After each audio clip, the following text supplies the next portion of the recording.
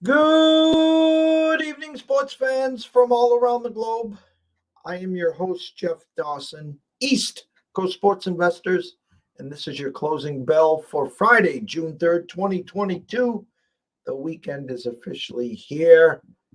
Happy hour is upon us back east. Well, I know some people that it's been happy hour for a long, long time today, but I won't call those people out. In the books already, the Cardinals behind Mikolas destroy the Cubs 14-5. Good bounce back for St. Louis as they lost last night. Full slate of MLB. I find it an intriguing board. It'll be interesting to hear what Scott has to say.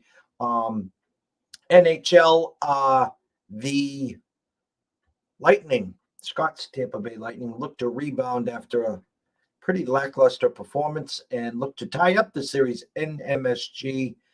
Small favorites. I thought this would be a little larger. I'm starting to smell rat. Thought social media would be pumping this stat up. The Lightning 17-0 the last 3 years after a playoff loss. So we'll see what happens there. But let's bring him on. The man from the Palm Tree State himself, the one and only Mr. Scott E. Webb. Hey, Jeff. We got storms in Florida, brother. Yeah, well, I feel like a storm today. How's that sound? Well, it ain't no big deal. This storm don't even have a name. It's one. That's what they're calling it. One. So whatever. It's just gonna be 3 or 4 inches of rain. Whatever. It is what it is, and then you move on and you keep on going.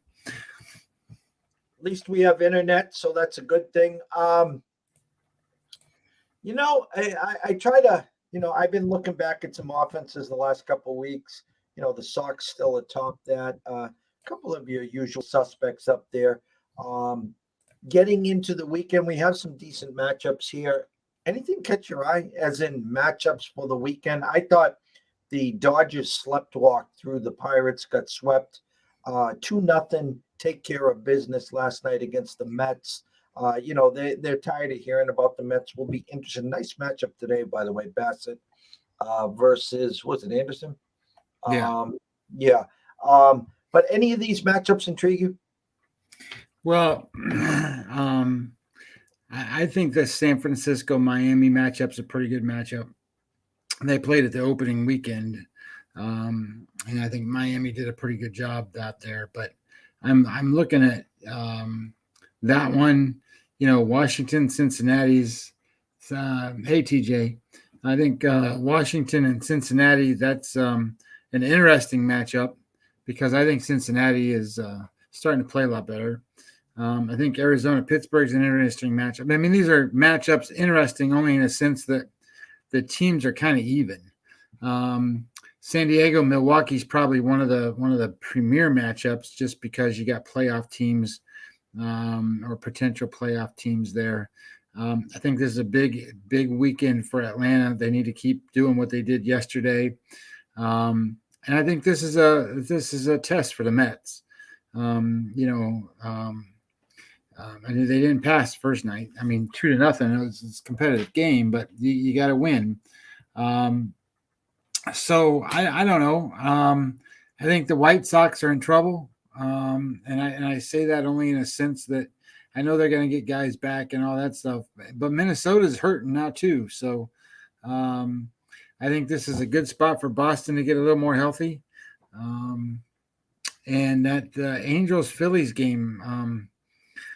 Both teams headed in the wrong direction, and they fire the manager today. So, in Philadelphia, anyway. So I don't know. Nothing stands out to me as to say, "Oh my God, I got to watch these games." I do think that the Mets and the Dodgers are the two premium teams matched up, and probably then Milwaukee and San Diego after that. I mean, what are you gonna go watch Houston and Kansas City play each other? I don't think so. Couple things there. I talked about it yesterday, the ECSI VIPs. And again, hey, TJ, what's up? Big night for you tonight, obviously, in MSG with your Rangers, Mets, and Dodgers. So you got a good time frame there. You catch the hockey game, you bounce over to the Mets. So good luck to you this weekend. I talk about in Colorado, first of all, when that under over is 11 and a half, 12, it's an alert. Sound the bells. Yesterday, the VIPs had over 11 and a half. We cashed that in the bottom of the fifth inning. It's not a lock. We know we don't talk locks here, but I'm just telling you that's a sign. Joe Girardi, first manager to go. Rumblings of Miami, Don got to go. Rumblings of the Angels and Joe Madden got to go. We had Riley on today. Rumblings of Tony La Russa. Now, there's three guys that have a lot of experience that have been around for a long time that a lot are saying lost a little off their fastball. You know this, I know this. Again, not a lock. Generally, once a manager has been fired, it lights a fire under these guys' asses, and you usually can get a couple wins under the belt, especially the first one. Are you a fact or fiction on that one? I'm a fiction. I think it depends.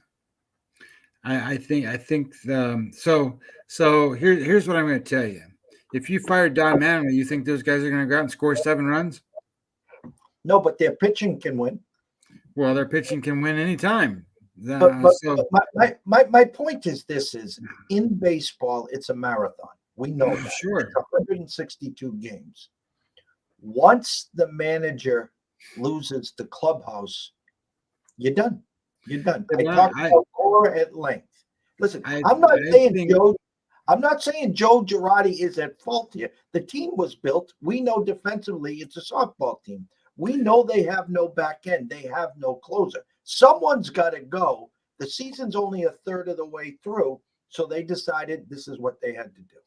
No, I get that, and I'm not there. And I know Joe's speak and the stuff that he said today was very politically correct. It was very good, actually. Actually, like maybe he wants another job. But that being said, you sit there and you got to go and say, okay, well, a new voice in the clubhouse means what? And well, theoretically, for Philadelphia, they're not going to get better on defense. They don't got the guys that are closing out the games in the back end. So sure that you might be able to pick up a game or two or something like that. But I think there's more in play there. You're stuck with what you got. In Miami, I think that I don't always agree with what Don Mattingly does as a manager. I loved him as a player, but when it comes to what that team's built like, unless he's making total terrible decisions on when to use bullpen and what kind of bullpen guys to use, there's not a whole lot of options for that guy. I mean, he's letting Alcantara throw 100 and whatever he did yesterday, 111, 112, 113 pitches, something like that. So it's not like he's not letting the guy be a horse. But at the same time, I can see, and I don't even know why they hired the guy, but I can see the guy in the White Sox. That guy needs to go. It should have been gone at the beginning of the season and needs to go immediately. That guy is he costs them games. And, just listening to him talk and hearing how he interacts with the players and stuff, I think there's some issues there. And then the other guy we talked about was Joe Madden. And, Joe Madden had that thing going down here with the Rays there for a little while, but I don't think he's got that click ever going again. I guess he did win with the Cubs, right? He won the World Series with the Cubs. So again, what kind of team was that? Those were young teams. He's not got a young team out there in the Angels world. He's got veteran guys. So I don't know. I do think that I would get rid of La Russa in a heartbeat, like tomorrow, like today. Like I wouldn't even let him manage today. I think the guy's terrible. Now, sure, back in the day, maybe he was the right guy and the right attitude and all that stuff. But I don't think he's the right guy today. And I don't mind these guys. I shouldn't say it's terrible to have somebody lose their job, but if they want to change them, I do think that it's um, there's got to be reasons for it other than um, you know I think Mattingly's spot is there's nothing much more you can do there. Now, sure, I don't think a mid-season thing's going to help that team. I think you get rid of him at the end of the year and bring in somebody else to do new spring training, give him some more offense and see what they can do and kind of go that route. But the White Sox need an immediate change. They need a new direction. They need a guy in there that, is I don't want to call him fiery. That's not the right word. Engaging to the players. I would almost be surprised if La Russa even knows her name. I agree. And again, you were only a third of the way through. Sometimes this helps. Sometimes there's jump starts. Sometimes there's coaches in the dugout that are ready to go that gives them, hey, 100 games, 110 games, 115, 20 games to get their feet wet, and a organization to then say, hey, is this the next guy? Is it? If not, we gave him a shot. He had 100 games. Even if they're out of it, which with the extra playoff spots, most teams are not out of it. Look at what they're doing in Baltimore and look at what they're doing in Arizona. And I mean, if you haven't looked at the standings lately, Pittsburgh's not doing terrible either. And these guys all have young managers. The Reds are 19-14 the last 33. That's what I'm saying. They didn't quit. But I'm just saying, if the manager's at fault, sometimes we hold on too long. I mean, I'm not going to cross sports and compare, but the Celtics move Brad Stevens up. They bring in Udoka. They're a bazillion games out the 1st of January. All of a sudden, the second week in January, it clicks. They're 3 games away from winning an NBA championship. What about the guy in Seattle? Get rid of his ass.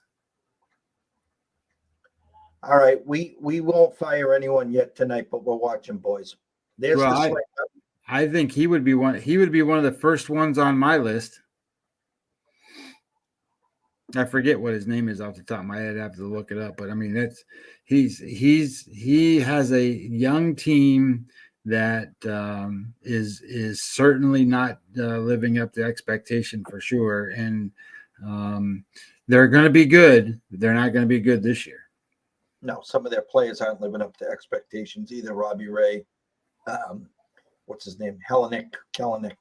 I'm sorry, vice versa. But the board's in front of you. Take it away, my brother. All right. So I thought this was an interesting board because there's a lot of potential plays out here. And then I scratched off some because I'm like, well, these are better than those. So I played 3 games today. And the first one starts at 7:10. And what if I told you that there are 2 teams that play each other today that are 28th and 29th in the league in scoring, and one of those teams has like a top 5 pitcher pitching for him today? You're talking about the White Sox and the Rays. Yes, White Sox and the Rays. So this stood out to me, and I don't know if anybody knows who D. Martin is for the White Sox, but he got called up. This will be his second start. His first start, he pitched 5 innings. I think he gave up 5 hits and 1 run with 7 strikeouts. So he was good. I'm expecting him to be halfway decent today. Now, this is where I'm going with this game. The Rays have Brandon Lau, who is on I don't know what they call it, not the disabled list anymore, the injured list. He's on the injured list. And Wander Franco's on the injured list. So 2 of their most powerful, best hitters aren't playing. And the White Sox, they still have their guys that are having trouble getting on the field. And you got McClanahan on the mound for the Rays. This looks like a dead under to me. I saw 7.5, so I got 7.5 minus 115, and I'm like, you know what, that's pretty good. I was expecting this to be a lower than 7.5 type number, especially with two teams that can't score. So I liked this game to go under. The Rays have never seen Martin, and the White Sox have very little exposure to McClanahan. So I like this matchup in terms of the pitchers being able to dominate the game, and especially the White Sox having to travel to Tampa and play in that goofy dome they got down there. So that was the first game that I played. I played a game at 7:07 today, and I just fell out of my chair. The Minnesota Twins are just struggling right now. Their shortstop is not playing right now. Buxton's in the tank. They have Kapler, who didn't go to Toronto because of the COVID thing, the shot thing, and not being able to play. So they're really shorthanded and undermanned, and they're going to be, and so much so that they're pitching Chichi Rodriguez, man. Chichi Gonzalez, I'm sorry. Okay, dead on. I'm against you. We're going to go one run line. It's and it's minus 1.5 for the home team. Kikuchi today, minus 122. I'm on it. I'm on board. I was on yesterday with them. I won with them yesterday. I ended up going 2-1 yesterday. Both dogs won for me. Plus 120 on the prop on the pitcher. Strikeouts for Mania, and then I had this run line game with Toronto yesterday that won and covered, and then them damn Orioles lost me the game there towards the end, but whatever. So I was 2-1 yesterday, but I like Kikuchi. I like Toronto today, and Springer's back in the lineup for Toronto. I wanted to make sure of that before I played it. So I like Kikuchi there, and then I'm playing one late game. I'm playing Boston tonight. I really don't like Caprillion. I haven't seen anything good from Caprillion, and now he's going to face a good offense. And I think Evaldi's in a spot where he's a bounce back kind of performance tonight, and he's got a spot to do that against a team that can't hit. So I'm going to go minus the 1.5 on the run line with Evaldi, and that's plus 106. So those are my three plays. The games that I almost played Atlanta today with Fried in the first 5 minus a half a run, which I like. Cool. They've hit him before. He's not been good against the Braves. Fried's been good. But at the same time, you got to sit there and look at what they did yesterday, and can they back it up again today? I think they can, but I thought the other plays were better. I left Seattle and Gilbert on the desk. I do like Gilbert. I like him tonight. But Texas has been hot. Texas is starting to turn things around. Simeon now has a couple of home runs, and if that guy gets hot, that whole offense is going to go. Gilbert's been good against Texas. Dunning is pitching for Texas against Seattle. He has not been as good. Hey, Billy, how you doing? And I would just say that, as this game goes along, it's almost like a coin flip to me. So if it's a coin flip, I don't want the favorite. I would rather have the underdog in the coin flip. So I'm going to leave that one alone. And then the other game that I thought about is this Brady Singer kid for Kansas City. Boy, has he been good. He has pitched. When I looked it up, I don't think I have it in front of me. Hold on. He has pitched. Let me get this right. So far this year, he's pitched 19 and 2/3 innings. So let's just say 20 innings.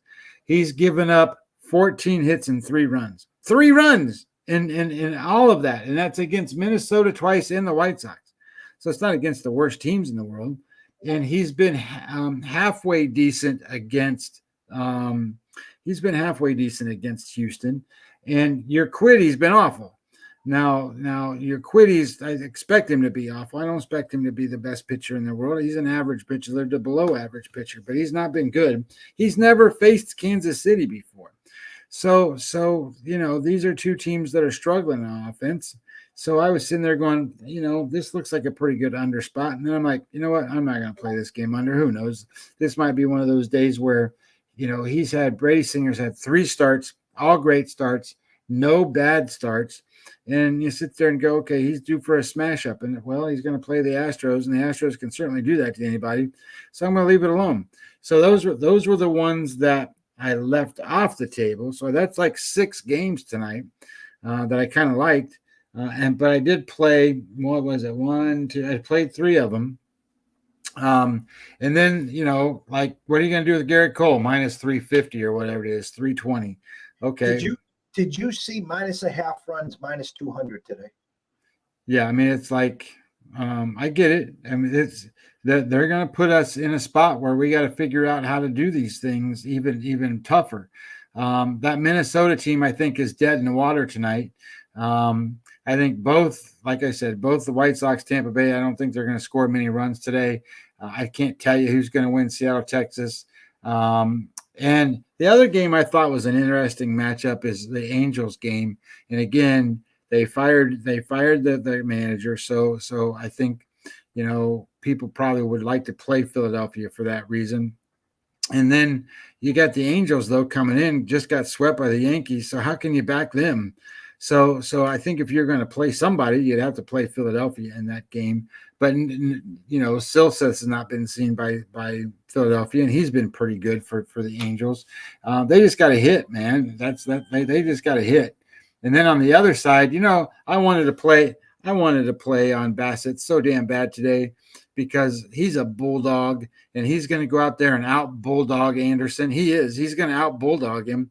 But when I looked at the numbers, he has just had no success against the Dodgers. The Dodgers hitters hit him, and I can't support that because I just think that he's going to be in the game all the way through.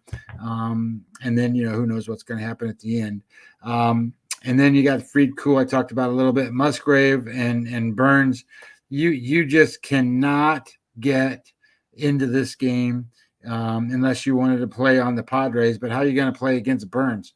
And the game that actually surprised me the most, this one surprised me the most, Arizona and Brubaker. Now, this morning, Brubaker in Pittsburgh was the favorite, and then it flipped to Kelly.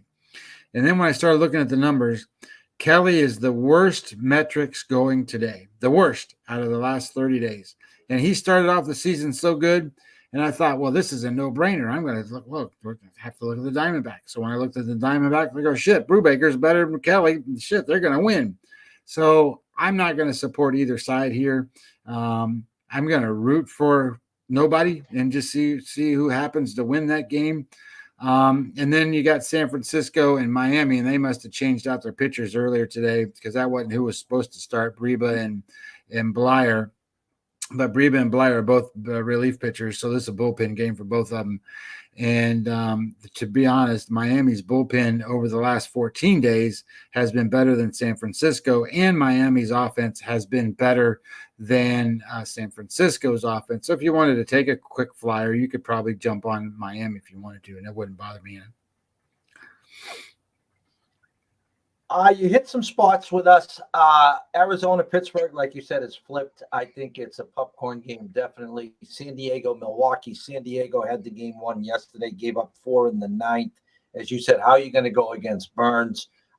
Musgrove, and plus the 153.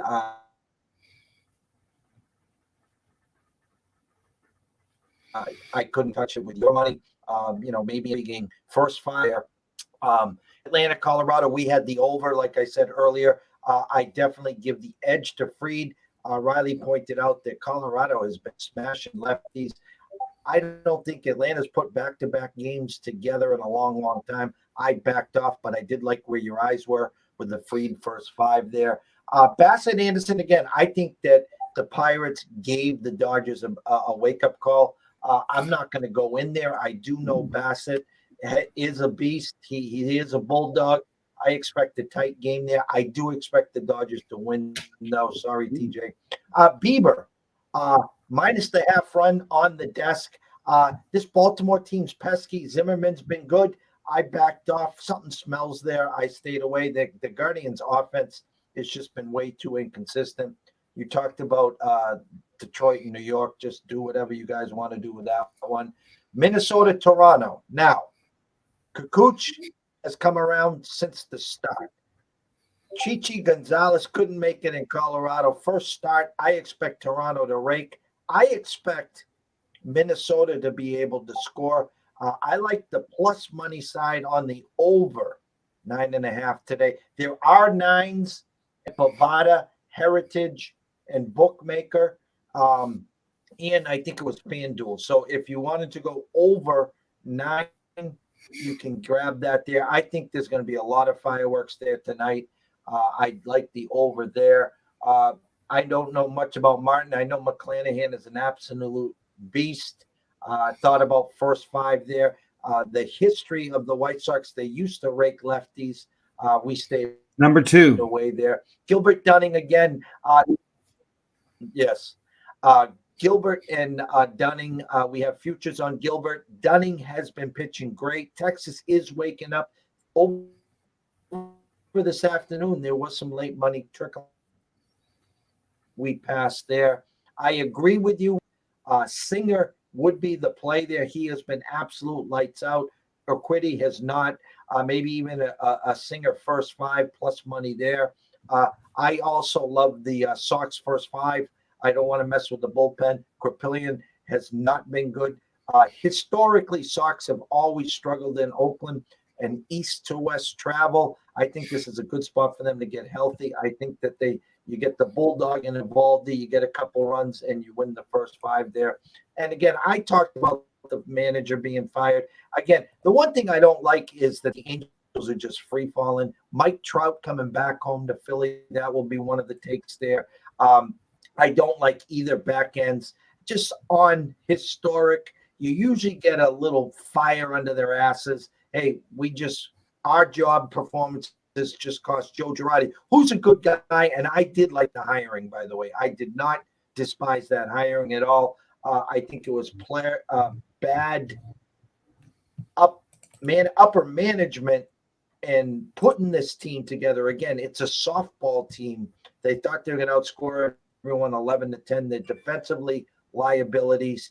I hope Joe Madden takes note because, he's not too far away. That name, that World Series, what you did in Chicago, well, it's not working here in California, Anaheim, and the players and a lot of the fan base are starting to get itchy, question a lot of his plays and calls an opening number of 8.5 that did tiptoe to 9. But I think the Phillies get it done. I think they find a way. The Angels keep free falling. And at least tonight, I think the Phillies find the winner's circle. Closing thoughts. Oh, and on the hockey game, guys. Again, Rays, Lightning 17-0 last 3 years after a loss. Lightning plus 105 right now in the series. They get this game today. They even it up. They go back to Tampa for 2 games. They will then become, again, minus 170, 175.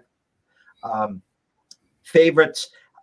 Shesterkin has been the man. I just think Tampa had an off day. They weren't ready. I think they come out with some intensity. I think they grit one out. The under-over is 5.5. This has got 3-2 all day on it.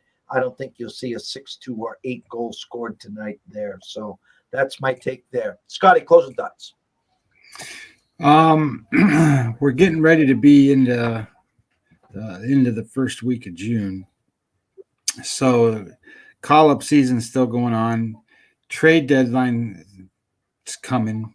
Potential trades in the Major League Baseball. So I think that the one thing that I'm most interested is to see about the injuries and who rebounds and who comes back strong and who doesn't, who helps who, because I think that's where you're going to see the movement in the numbers and the standings. Because as the teams are set today, I don't see a lot of movement unless St. Louis goes and catches Milwaukee. But if there's deals to be had and deals that go on and things that happen, which always does, somebody gets hurt or somebody gets traded that's a big name, or Frankie Montas gets traded to a good team, or who knows what's going to happen, and then that solidifies some things. Like I will tell you this: what do you think the White Sox chances will be if Frankie Montas becomes a Twin? I mean, that would help the Twins out a ton. So I look at it from a perspective of let's just see where things go, and Yeah, any of those guys. All those guys can help, especially like the Twins. The Twins need some more pitching, and they need to get their guys healthy again. Korea's got to play and get these guys back to standard and get them playing. And then you're gonna. I will say the Yankees aren't going to win 8 million games like they're on pace to do. And then who knows? Toronto might go do something. So I don't know. See what happens. And then that's what I'm most interested to find out how this plays out. And then as that's going on, get into football. Cincinnati with a quick 2-0 lead against Washington. Hey, that kid Ashcroft was good yesterday, right? He was. Cincinnati, he was good. I picked the wrong guy to hit a homer. Josh Bell, the only run for Washington with a solo homer there. For tonight, it's the weekend, guys. I can't stress this enough. It's payday. It's fade the public. It's contrarian. It's don't get caught. I always talk about landmines versus gold mines. Pick your spots, get in and get out. Don't leave the pizza on the oven and get stuck at the damn casino for 6-7 hours trying to, instead of paying the electric bill, the cable bill, and the rent, you're trying to double your paycheck because you walk home broke with cold pizza and you're sleeping on the couch. Remember that, please. So with that said, myself and Scott will be back tomorrow morning, correct? Yeah. Scott? Saturday morning cartoons, we'll be back brother. For the breakfast bankroll. Yes. Hey. A little Schoolhouse Rock, a little Fat Albert, and all that good stuff way back in the day. You don't know what you guys were missing or missed, I should say. So always remember this. If you are wagering tonight and you do have a problem, pick up the phone. There is an 800 number available. Ask for help. Why? Myself and Scotty care. We want to see you here today, tomorrow, next week, next month, through 2022 and beyond. From myself, Jeff Dawson at EC Sports Invest, from the one and only Scotty Webb from Webby20 MLB. We wish everyone a blessed evening. Have some fun. The weekend's here. And we'll see you bright and early tomorrow morning. Have a day.